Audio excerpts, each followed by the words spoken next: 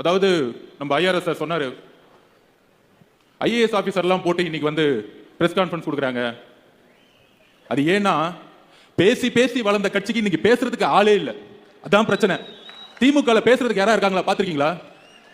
டிவியில வந்து பத்திரிகையாளருங்கிற போர்வையில ஏதாவது ஒரு அமைச்சரோ ஒரு எம்எல்ஏவோ யாராவது ஒரு ஆள் வந்து என்னுடைய கொள்கை, என்னுடைய ஆட்சி, என்னுடைய முதல்வர், என்னுடைய துணை முதல்வர் எவ்வளவு சிறப்பா நிர்வாகம் பண்ணிட்டு இருக்காரு பாத்தீங்களா அப்படின்னு சொல்றதுக்கு யாரா வராங்களா?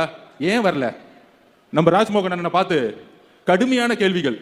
நம்ம ஏதோ 50 வருஷமா ஆளுங்கட்சி ஆகி, நம்ம ஏதோ நம்ம பொழுதுக்கு துணை முதலமைச்சர் கொடுத்து, நம்ம ஏதோ மெடிக்கல் காலேஜ் கட்டி ஏதோ ஊழல் பண்ணிட்டு இருக்க மாதிரி நம்மளை பார்த்து இவ்வளோ கேள்விகள் வந்துட்டு இருக்கு. ஆனால் திமுக பார்த்து எந்த கேள்வி கேட்கவே மாட்டாங்க. ஏன்னா அவன் பத்திரிகையாளனே கிடையாது. எல்லாம் கட்டிங்க, டெய்லி கட்டிங் போயிட்டு இருக்கு. கமிஷனே கட்டிங்க, ஷேர், இதுதான் மேட்ரு. மொத்தமே அவ்வளவுதான். திமுக அவ்வளவுதான். டெய்லி கட்டிங் அடிக்க தெரியணும், கமிஷன்